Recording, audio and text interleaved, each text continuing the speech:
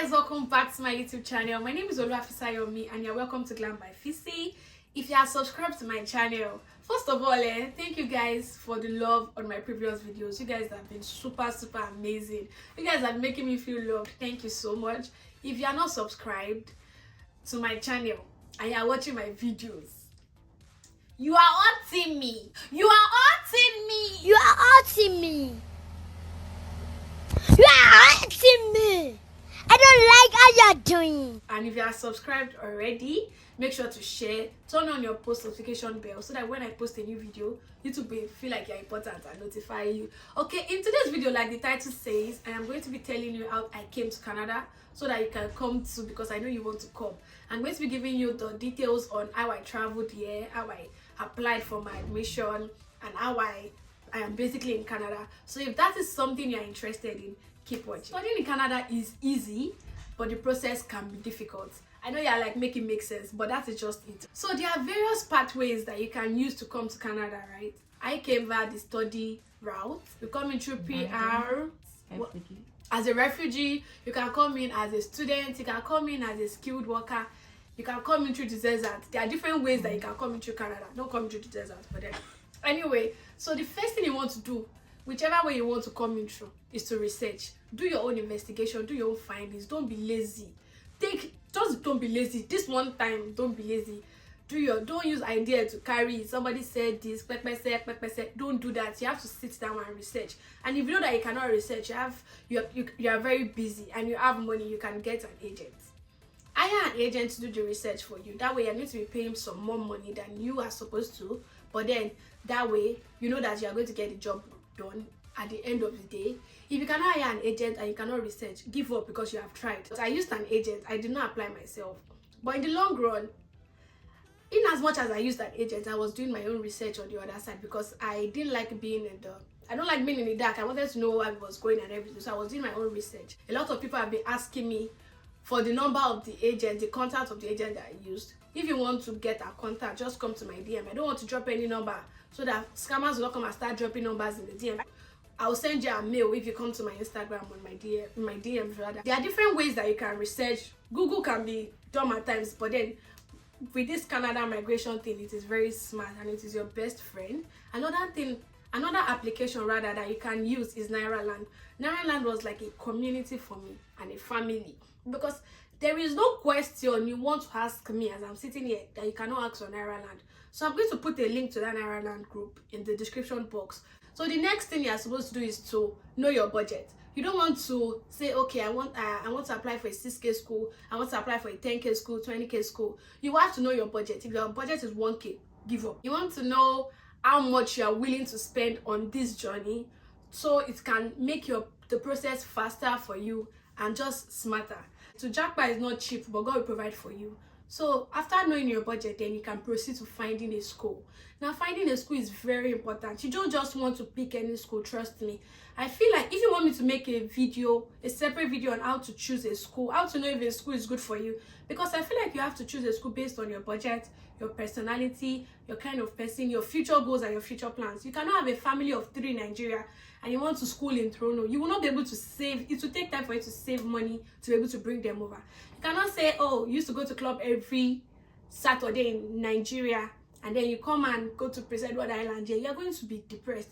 Those are the mistakes I feel like people make, and when they come to Canada, they start saying, oh, Canada is this, Canada is that. Pick a school that is peculiar to your person. Don't just pick a school because it's this. If you're working on a very tight budget, you cannot pick a school that is expensive, as just like I mentioned, I should know your budget, blah, blah, blah. So find a school. When you find a school, choose a course. Now, when you choose a course, you have to be extra smart. Do not limit yourself, but be smart. Don't be unrealistic. You have to be realistic. You're coming to another man's country. Don't pick a course because of the way the course sounds. It sounds tush, forensics. It sounds nice. Do not do that. Pick a course because you are thinking of the future, right? Pick a course that will help you stay in Canada when you are done with your academic year. Do not pick a course that will make you start struggling to find a job.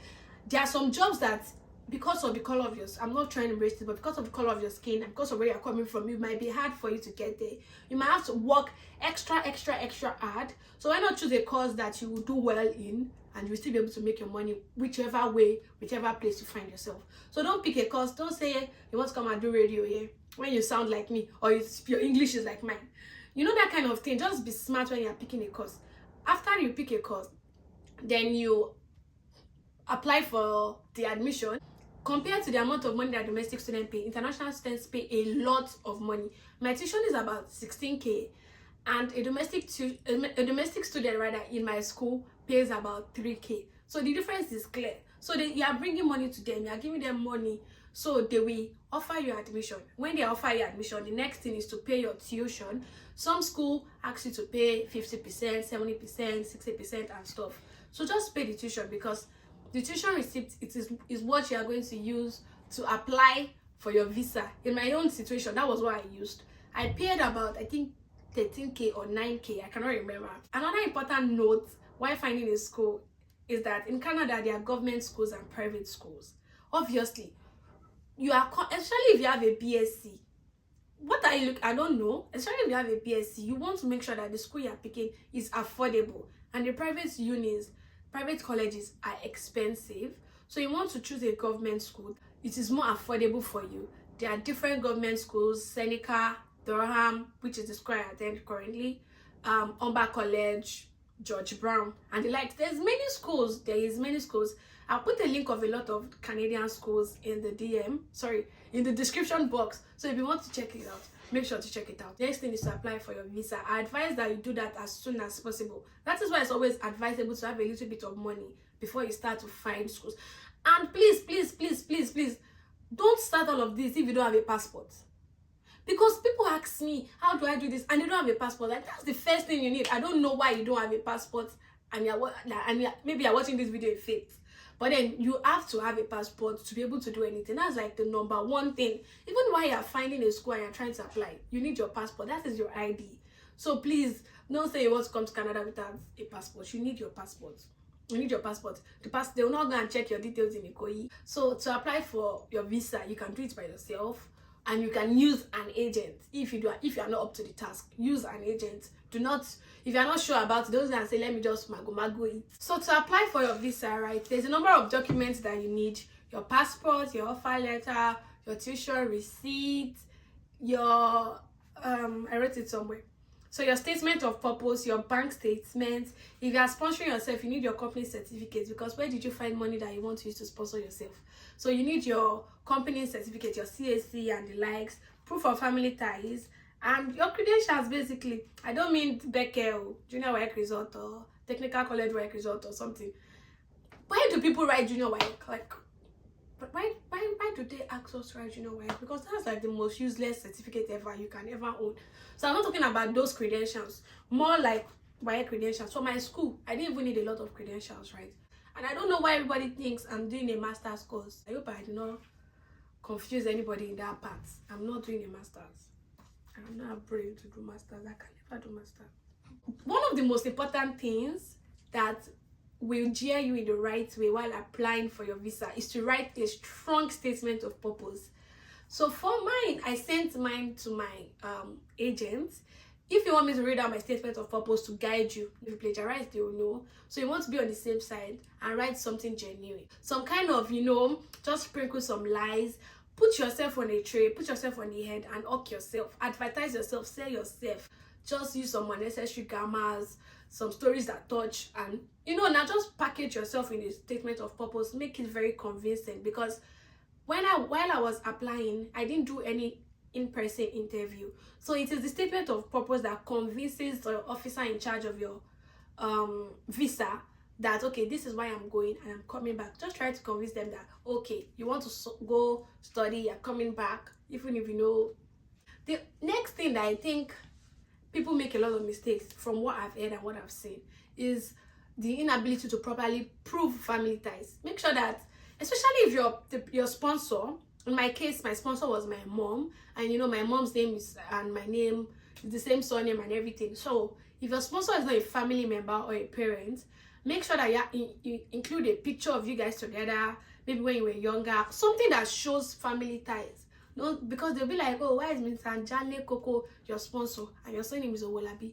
That kind of thing. So make sure that you prove family ties. So just make sure that the account you provide has been working. I'm not saying don't borrow.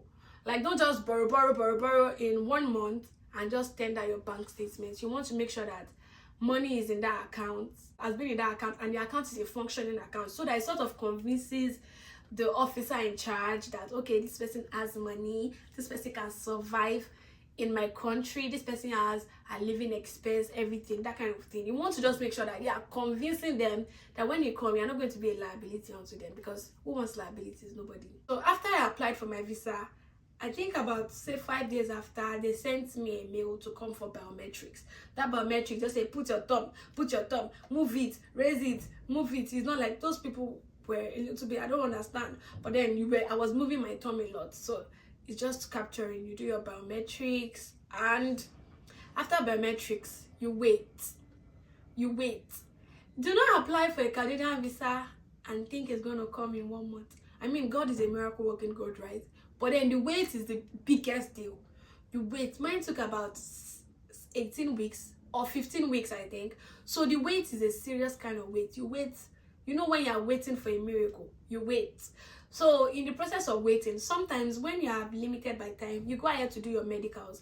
There are a number of accredited hospitals that you can do the medicals.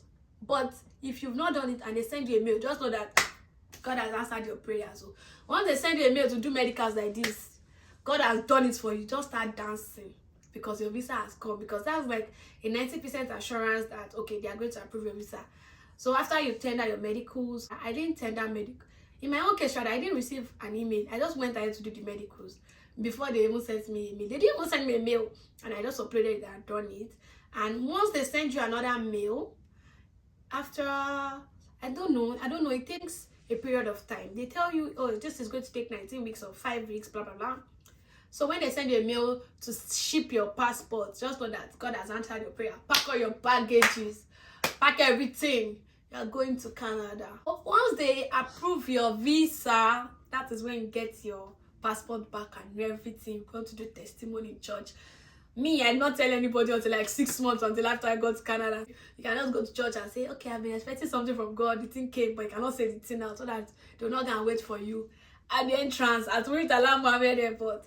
So after you book a flight, obviously. So if you have someone in Canada, you know that, oh, they have somewhere to stay. But if you do not have, even if you have somebody safe, you might not have somewhere to stay. So you book a flight. Obviously, in my case, I was looking for the cheapest flight. So I put a lot of pressure on myself to find the cheapest flight. I used Lufthansa airline. So, you know, if you are using Lufthansa, just know that you are doing fasting and prayer. Just hold your Bible and your anointing on inside the plane, because whatever they feed you. After accommodation, which is very important, right? So I have this saying, I always say this, that the first person you stay with in Canada determines how your life will turn out in that Canada. If it's going to change, you have to put in extra work, and you have to experience a miracle from God. Like, it determines how much progress you will progress, or how much you are going to recede, or how much difficulties you are going to encounter. So you have to be very, very, I don't know which English should I use. You have to pay rapt attention. You have to pay enough attention to your accommodation. You have to stay with people that want to make your life a little bit easy. You get what I'm saying? Sorry, there are different websites that you can find an accommodation before you leave Nigeria, or leave wherever you are going to. I know of Homestay, I know of Kijiji, I know of Facebook Market, I know of a number of other, rent a room and stuff, or you can use an Airbnb. So if you're not sure of the area you're going to stay, just book an Airbnb for like 1 month. But if you're going to stay with somebody, make sure that you pray a lot, so that whoever you stay with do not undermine the rate of your success or that kind of thing. Just pray a lot, and God will help you. Because abroad life is different from Nigeria life. Don't worry, you understand what I'm saying when you get into the marrow. This is not supposed to be in this video, but somebody just gave me an hint. You guys, when you get to Canada, talk, speak, open your mouth. A closed mouth is a closed destiny. My late father used to say that a lot. Not one person. If you have a question, ask 3 people the same question, especially your own kinsmen, because it's very cold out here. Honestly, people are very cold. So make sure to just keep asking questions. I asked questions and it made my whole life a lot better. Maybe I'll say this story in the future. Just make sure to ask questions, because the person you might be staying with might not, I don't know. I don't want to point fingers in a weird direction right now. But make sure to just not keep your mouth closed. Don't say I'm facing my business. People that come here and say in Canada they don't talk to people, people are always keeping to themselves. It's because they don't talk to people too. When you come here, ask questions and pray. God will put people in your life that will direct you in the right path. So make sure to ask questions. If you're at a bus, one day I was at a bus stop and I was moved in my spirit to ask a question from somebody. I asked, and honestly, I cannot even begin to tell you guys how much that question saved my whole life. So just when you feel it in your spirit to ask a question, just be polite, ask a question. If the first person doesn't answer, ask somebody else. I'm very sure that somebody will answer that your question, and it will make your life a whole lot easier. If you have not subscribed to my channel at this point, something is wrong. I don't know which who, but then something is wrong. If there are other questions that you want me to answer, make sure to leave them in the comment section. I wanted to do a Q&A, but I used to say I will not do a Q&A until I'm at 10k subscribers. So maybe you guys can make that happen. We will do a Q&A, and you know, we will take it from there. Honestly, once again, I just want to thank you guys for your love. Oh my god, more can feel I mean, like I've been feeling super fly since I started uploading this Canada series. Let me tell you guys the truth. This channel is not going to be about Canada. I like to have fun. I like to go out and I like to do beauty. So in the long run, we are going to go back to our former niche. But right now, let's just give value, because I feel like a lot of people need these informations. If there are other video ideas you guys have for me, let me know in the comment section. I'll make sure to film them. Subscribe to my channel. Like this video, turn on your notification bell, and you guys always leave one line comment. Why you leave? We are friends. Leave me like 3 lines. Let's gist in the comment section. And what do those of you that don't leave comments, between you and God though, leave comments. Don't worry, I'll sit down and reply. I love you guys so much. I'll see you guys on Sunday. By then my birthday is coming, so tell me happy birthday in the comment section. I love you guys. Bye.